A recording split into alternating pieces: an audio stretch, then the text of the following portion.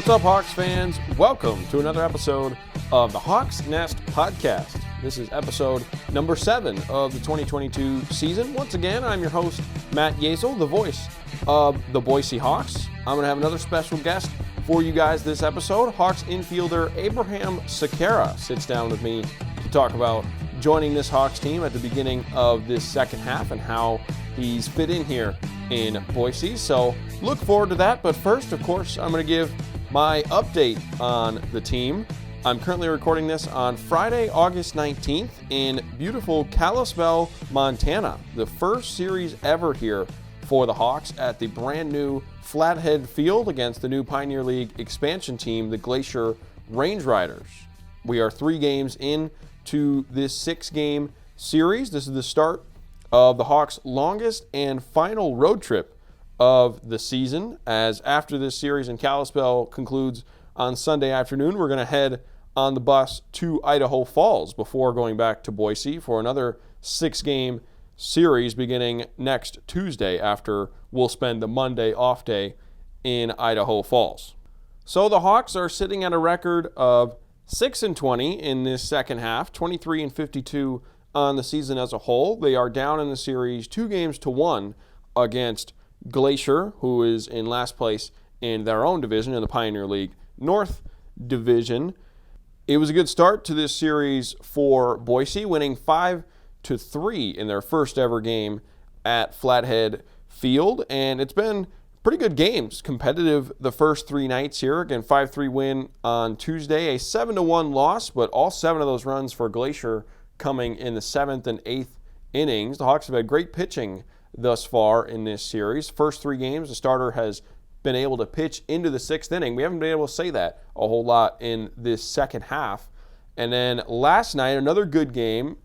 It was tied 3-3 going into the knockout round, the first knockout round of the second half for Boise. And unfortunately for the Hawks, they fell in that one. Raymond Gill not able to hit a home run in his first time in the knockout round, and then Livingston Morris, the big slugger for the Range Riders, needed just 2 swings to hit a very deep home run, winning the game last night for Glacier. So the Hawks fall to a knockout round record of 1-4 this season. Has not been kind to them, the Pioneer League's replacement for extra innings. So now down 2-1 against Glacier. 3 more games here at, again, the beautiful brand new artificial turf field and brand new stadium that is still under construction here in Kalispell, but all the players have enjoyed playing here, and this broadcaster has very much enjoyed being at Flathead Field here in Kalispell,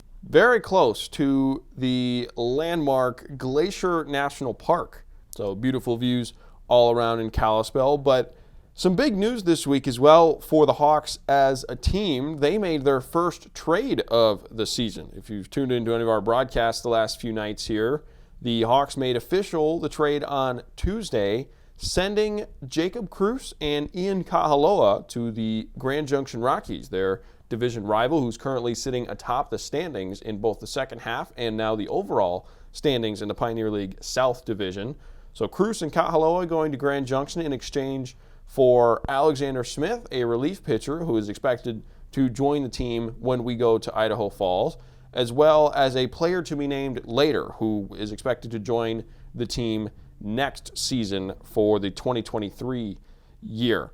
But Cruz and Kahaloa, of course, 2 impact players for the Hawks this season. Cruz was up there in many offensive categories for the Hawks. He finished second in home runs at the time of the trade, was up there in hits, and was the everyday first baseman hitting in the cleanup hole for Boise. So he certainly leaves a bit of a void in the Hawks lineup. And Kahaloa was in the starting rotation. He was here since day one, and then eventually moved his way to the bullpen. Had his ups and downs, but showed a lot of good stuff. Fastball up to 96 miles an hour, and was really able to bring it when he came out of the bullpen. So, of course, we wish those 2 luck in Grand Junction, fighting for a playoff spot for the Rockies, and we're going to see them back in Boise after this road trip. The final 2 weeks of the season, the Hawks will be able to spend at home a 6-game set against those Grand Junction Rockies, and then finishing up against the Missoula Paddleheads. So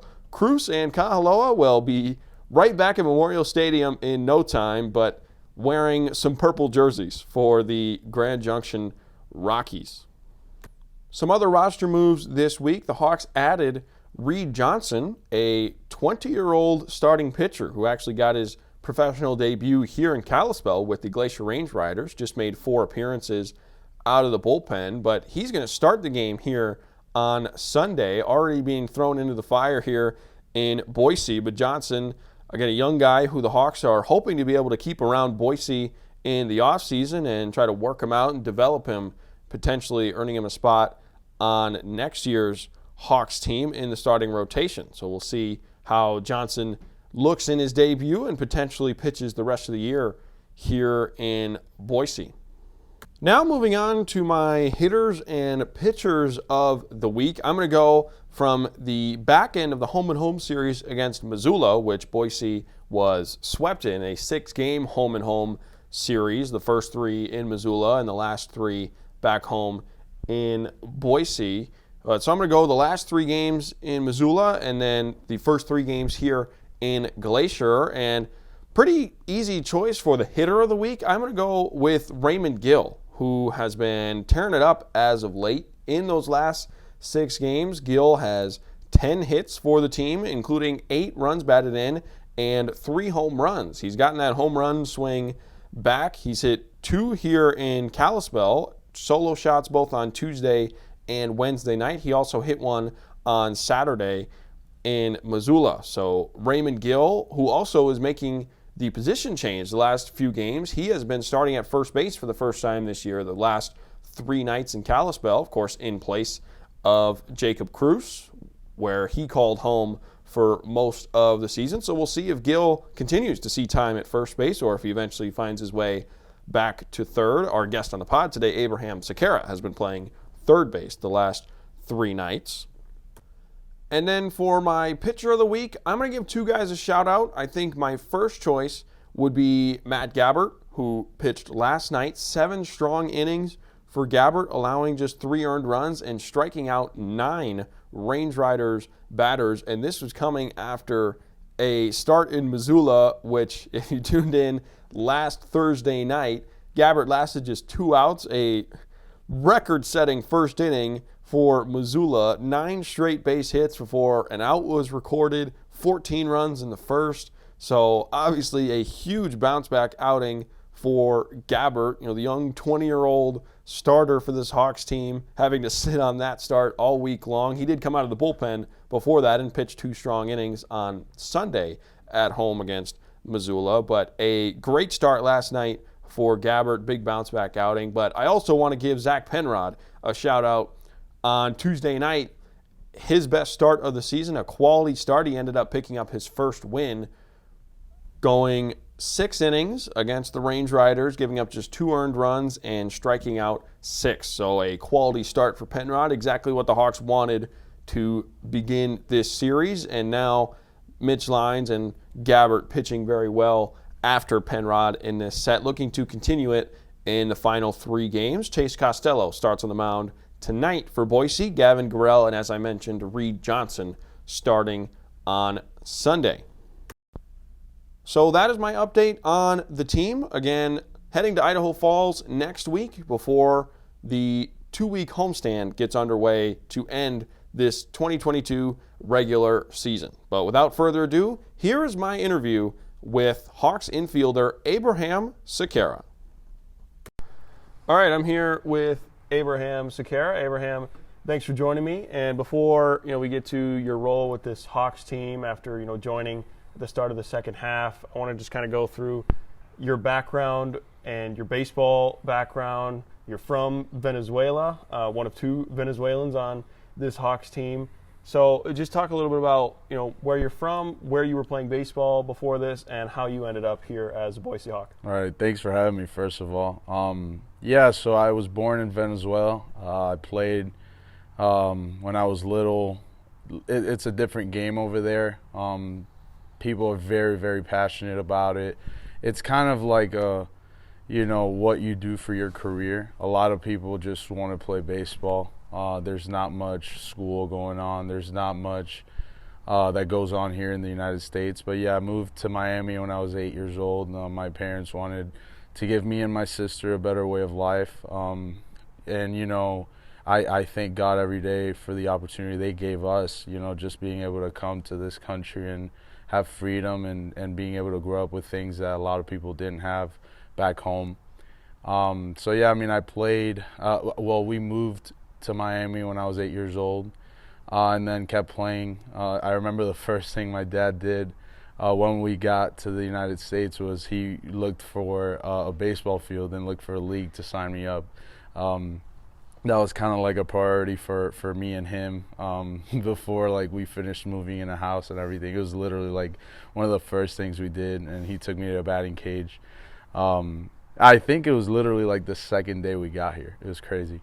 But yeah, I mean, I played in Miami, went to high school in Miami, and then went to University of North Florida in Jacksonville. Played for 5 years there. Took my COVID year there. And then, you know, it was good because I was able to, I feel just the experience there with playing in the D1, playing against schools like University of Florida, Florida State, Central Florida, you know, those schools have a lot of talent. They have a lot of good guys going through those programs, and being able to play against that competition really, I feel, helped me when I got here, just being able to match up with some of the guys that we're playing against and stuff. And, you know, how did you have any connection with Gary or anybody here in Boise? I know you knew a few of the guys on this team, a few South Florida connections. So, yeah, talk about kind of the process of you getting here with Boise. Right. So I went to a workout, I believe it was in July, early July or late June, with Nick Belmonte, who is a scout for the Cubs. And he knew Gary from when they worked with the Cubs together. I went to that workout, and Gary reached out to Nick. I believe he was, you know, just looking for some players for the second half of the season. And Nick told me about it, and I said, absolutely, I'd be interested. You know, I had been waiting for a call, and, you know, I just wanted to keep playing because I knew after college I could still keep playing at the next level. Because I've improved as a player every single year, and I really wanted to.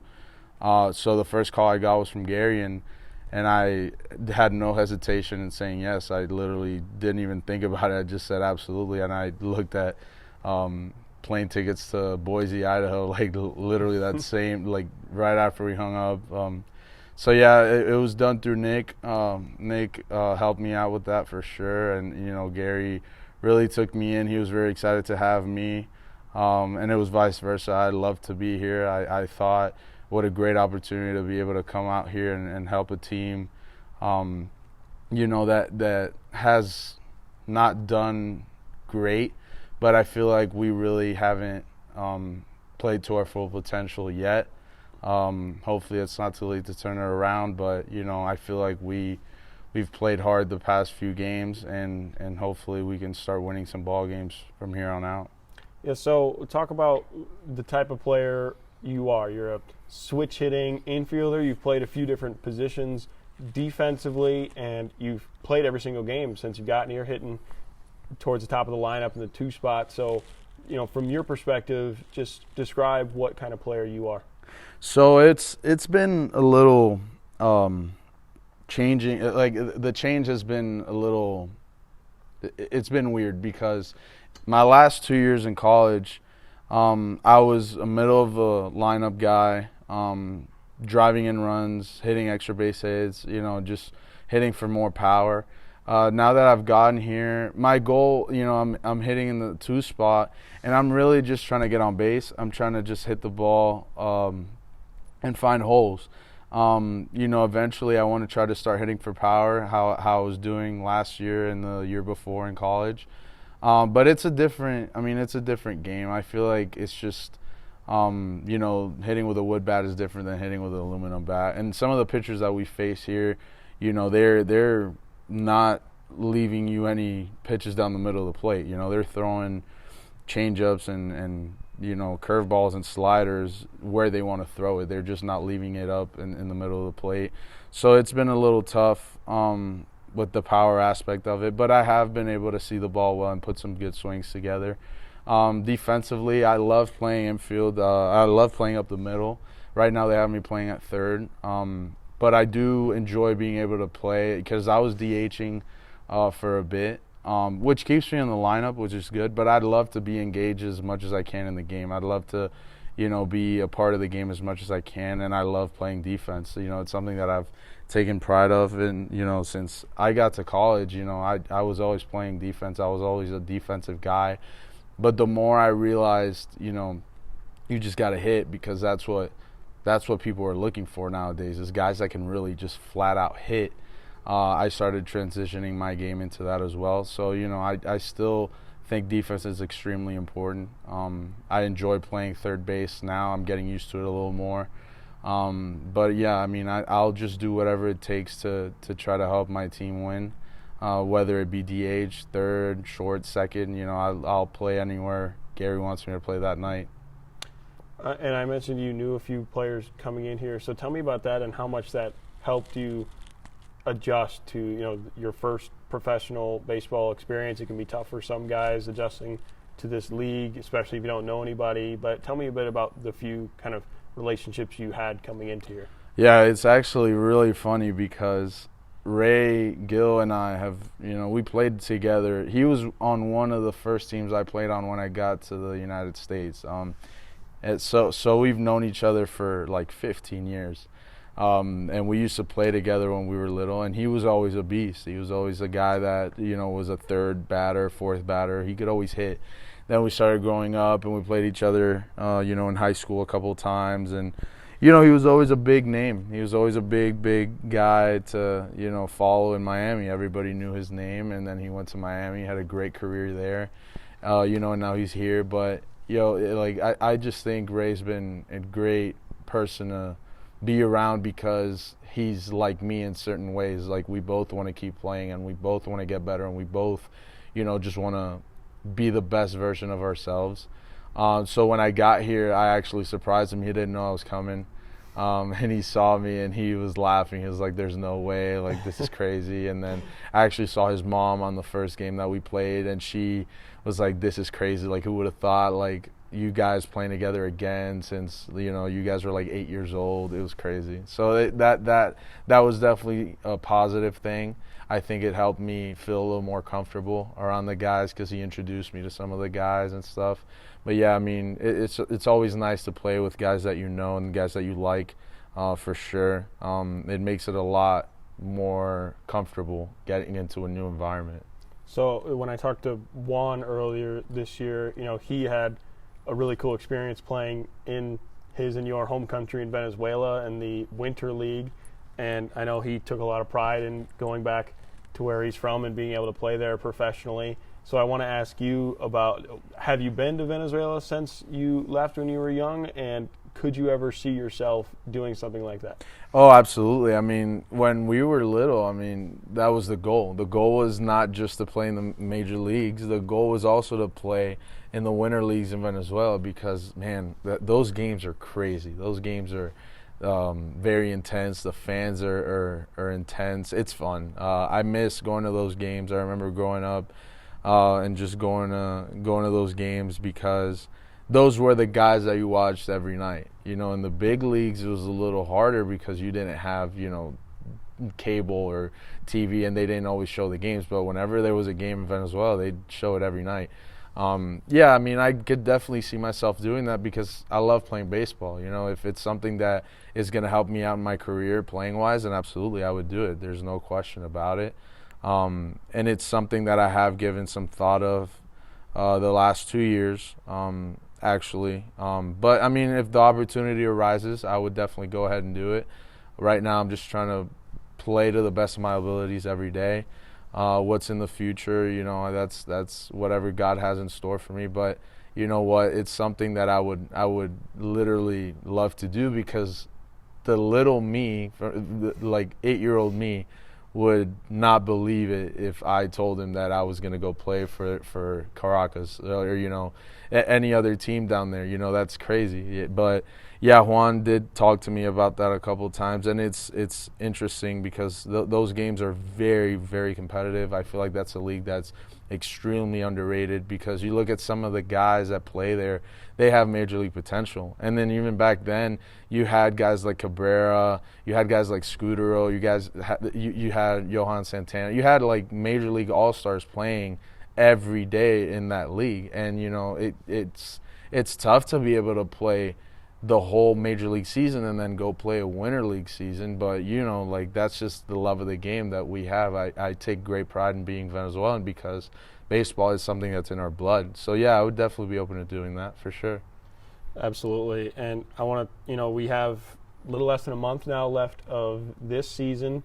So, two-part question here. What would you say are some of your biggest goals for the rest of the way? And do you have any plans as of now in terms of what you're going to do in your off season? What maybe your training is going to look like and just kind of what the future has for you baseball-wise?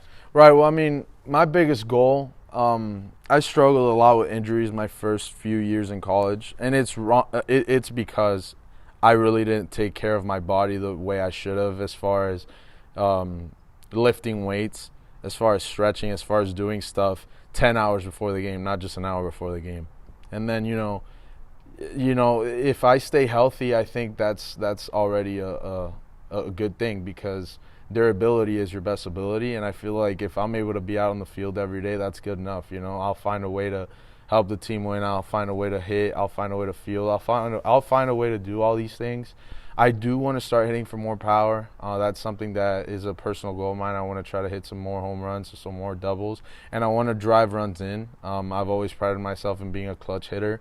Whenever there's runners on base, I want to hit.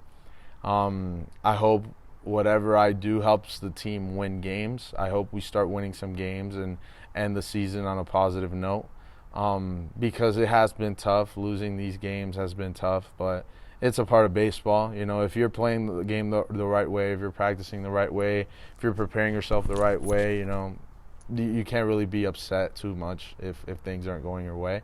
And personally, in the off season, I'm actually going back to Jacksonville. I'm going to coach at Providence High School with a job that I got from Tommy Boss, who was our pitching coach at UNF. And now he's coaching at Providence High School, which is a Christian school, very, very good school. Down there in Jacksonville. And I'm going to train in the off-season down there with Torque Sports Performance, who's an unbelievable training facility, and they have everything you could think of as far as weight training and speed and agility, and they're amazing. And also I'm going to work with physical therapist that is a dear friend of mine, Mike Jones. He's awesome. Hope to get to work with him during the off season, and then my boys back home when I go to Miami in December for winter break, JD and Gabe Carvajal, and then obviously my hitting coach Frank Valdez. He's awesome down there too. And my one of the guys that I work with even every day during this season is Gil Gonzalez. He's a sports psychologist who I talk to every day after games just to make sure my head is in the right space and make sure that I'm not getting overwhelmed with playing every single day, which is something that I really haven't done in my career. Would love to keep working with those guys in the off season, try to get ready for next season for sure, and be better than I am right now and be the best version of myself for sure. That actually leads me to my next question. I've seen you a few times in the clubhouse at home right before the games start. You're kind of locked in, headphones on. I've seen you reading books, taking notes. So can you describe how you get yourself ready for games and maybe kind of more on the mental side, how you've tried to prepare yourself for, what's really a grind of a season we have here? Right. It's a grind. And that's what a lot of people don't understand. A lot of people think a grind is just working hard. No, working hard in the most efficient way possible. So I'm a man of faith. When I'm in the locker room before a game, what I do is I pray 2 rosaries before the game. Mainly just for health and for me to continue to be headstrong and be, the best I can be for my team, and also pray for my family. I also pray for everything that is important in my life for sure. But then, I also read this book that's called Relentless by Tim Grover, which is an amazing book. And my sports psychologist and I talk about it all the time. His name is Gil Gonzalez. He's down in Miami. He always reiterates one thing to me, and it's always play happy to play good. I enjoy what I do. This is a living for me now. This is what I do for a living. And I'm very, very happy to be doing it, because I could be doing anything else, and I choose to be doing this, so I'm happy with it. And whether the result is good or bad, you can't really get upset if and only if you've prepared yourself enough to do it. You can kick yourself as much as you want, but if you look in the mirror every night and you say, did I really prepare myself the best way possible? And the answer is no. Then yeah, you cannot absolutely kick yourself. But in my case, I feel like I do everything necessary to prepare myself for every game. So I'm at peace with that, and it's something that I do every game before we go out and play in the clubhouse. I'm reading my book. I'm taking notes. I also eat Subway every single day. It's a superstition, because every time I've eaten Subway, I've gotten a hit. And if that's the price I have to pay to get a hit every game, then I'll pay it. Wow. Yeah. So there you go. So I get the All-American with Doritos and orange juice. That's something I always have before the game for sure. Yeah. Well, they're going to have Subway in all your future clubhouses. Oh, absolutely. Right near the ballpark. Absolutely, yeah. Absolutely. So, again, this is your first time kind of traveling with the team every day, and in the Pioneer League, it's long bus rides, but you get to enjoy places like where we're sitting, brand new Flathead Field in Kalispell, looking out on the trees and the mountains here. How have you enjoyed some of the places we've been? I'm sure this is your first time in a lot of these places out west. I mean, I never could have sat down and told you, I'm going to be playing in Montana one day, or in Idaho, or in wherever we go. I love the weather. I think it's really hot, but it's not humid like in Florida. In Florida, it's so hot. But also, I love the fact that it doesn't rain every day. In Florida, it rains every single day. But here, it's a nice, steady sun every single day. And yeah, it gets hot, but it's not bad. Some of the environments we're in, we were on the bus ride over here a couple of days ago, and I would see the mountains, but you'd also see the rivers. Right. And I love the rivers. I've always loved going rafting and stuff like that whenever you get a chance. In Florida, there's not really a lot to do, as far as that goes. But I have traveled to Tennessee and places like that have rafting. So it's definitely something I'm going to have to do before I leave. But yeah, no, I love the trees, the forest. Everything is so pretty, and I'm taking it in every day, because I know it's something that not a lot of people get to experience. This part of the country is really beautiful, so I'm very happy to be here for sure. Last one for you. So after the season ends, the second half ends, when you look back on the year that it was, your first kind of experience in professional baseball, what would you consider a success? Or how is this rest of the season, when you look back, how is it going to be considered a success in your mind?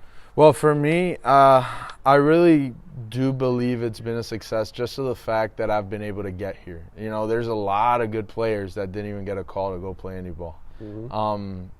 I've considered it a success, and I really think that that's really helped me out. I'm not putting too much pressure on myself, because I already see it as, okay, I'm here, I want to, hopefully one day get to the major league level and play there. But you know what? I'm here, and let's just enjoy it day by day. What I would consider a success is for me to know that I played to the best of my abilities. And right now, I still don't feel like I am. I feel like there's something more in the tank. I feel like I could hit a little better. But for sure, if we start winning some games here and I start hitting for more power, then I can sit down and say, you know what, it was a success for sure. All right, well, they turned the music on right at the end. Yeah, perfect timing. Yeah. Abraham, thanks for joining me. Yeah, Best of luck for the rest of the way. Thank you, man. Appreciate it, man.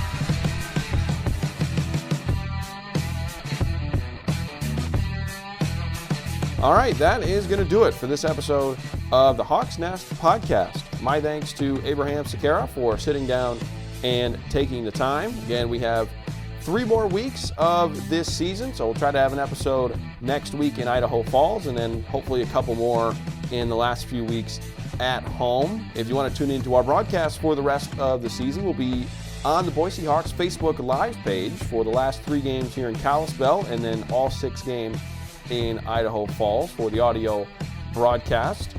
And then for the final 2 weeks at home, we'll be back on the Pioneer League website for the webcast with the video feed as well, pblnetwork.com. We also tweet the link to that and put it on our Facebook page when I post the lineup graphic for every game, along with the game notes and live stats and all that good stuff.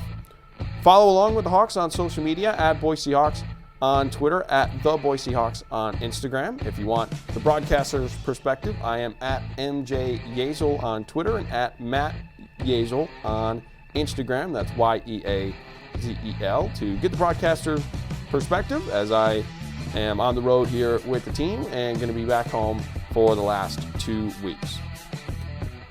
Thank you all for tuning in once again to the Hawks Nest podcast. I'll be back with a new guest next week.